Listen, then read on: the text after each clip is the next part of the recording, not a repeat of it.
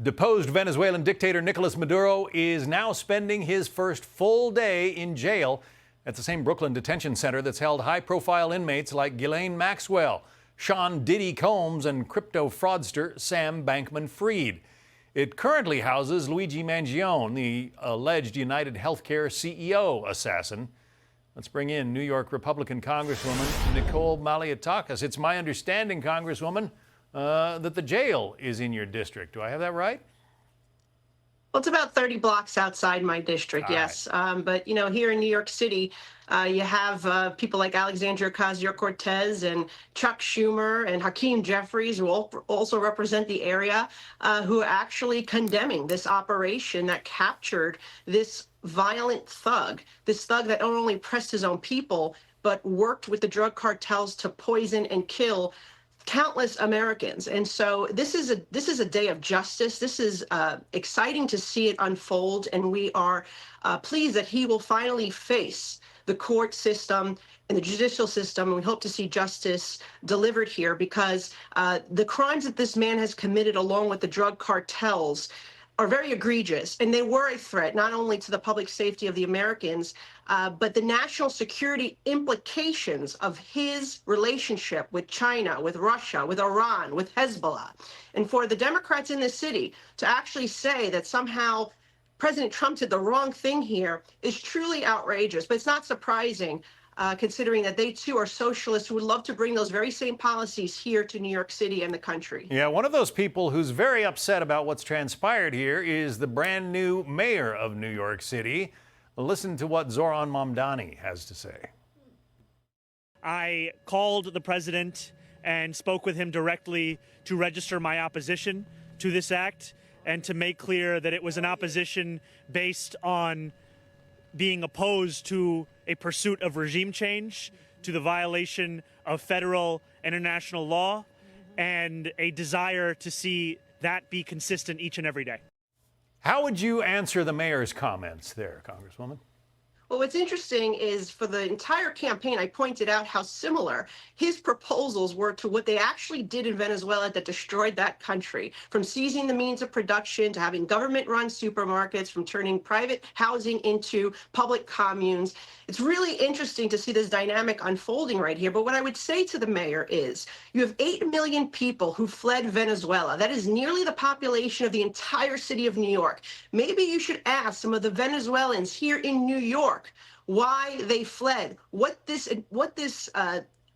dictatorship did to their families, the human rights and oppression that they've implemented that has been destructive. There, you know, the other aspect to this is not just the protection, which is our primary, of course, concern, is the protection of American lives and ensuring that our adversaries do not have a base to operate out so close to our country.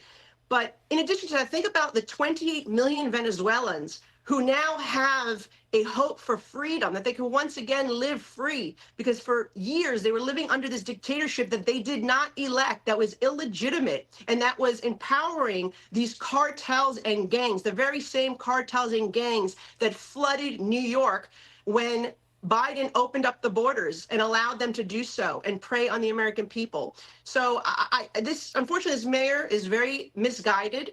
And this is the first thing he's said basically since being elected mayor. And he couldn't be further from wrong here. I mean, he is really on the wrong side of this issue, and it's a shame. Fascinating. You know, Venezuela was once the richest country in South America. Right. Now it's one of the poorest after a couple of decades of socialism. And New York City, one of the richest cities in the country, just elected a Democratic socialist mayor. We'll see what happens there. But let's turn our attention to Washington, because it's not just local politicians like Mamdani who are upset about this. Listen to what Chuck Schumer had to say. Look, Maduro's a horrible, horrible person, but you don't treat lawlessness with other lawlessness, and that's what's happened here. They went inside Venezuela, bombed civilian as well as military places, and it's a violation of the law to do what they did without getting the authorization of Congress. Everything I've heard suggests that there was not really any civilian targeting. The military, the strikes were all military in nature. But how would you answer the Senate Minority Leader? He is absolutely wrong, and there is legal precedent here. If you look at what happened in 1990 with Panama and Noriega under George H.W. Bush, the courts, they used, Noriega's defense used so many different of these arguments that the Democrats are using right now. And guess what? The courts ruled that it was absolutely correct for them to be able to do this. This was a mission to get a criminal, to return him here, to be able to charge him with the crimes of narco-terrorism and corruption and other crimes. It is perfectly appropriate what President Trump did, and they did it with precision. There was no loss of our military equipment, no loss of our military men and women, thankfully. This couldn't have been done more flawlessly. And for the Democrats, once again, to side with who? China, Russia, Iran, Cuba. Those dictatorships, those communist regimes are the ones that are actually condemning the president and his actions. And the Democrats right here in New York City and across the country are siding with those adversaries instead of standing with the American people who deserve to be free from this peddling and poisoning of drugs from these cartels, and standing with the Venezuelans who are dancing in the streets for freedom. They are so happy. Just look at the fact that the Venezuelans all around the world are celebrating this should tell you everything you need to know. And the fact that Democrats are siding with these regimes tells you everything you need to know. Yeah, 7 or 8 million people fled Venezuela because of the Chavez and Maduro regimes. New York Congresswoman Nicole Malliotakis, thank you. Thank you.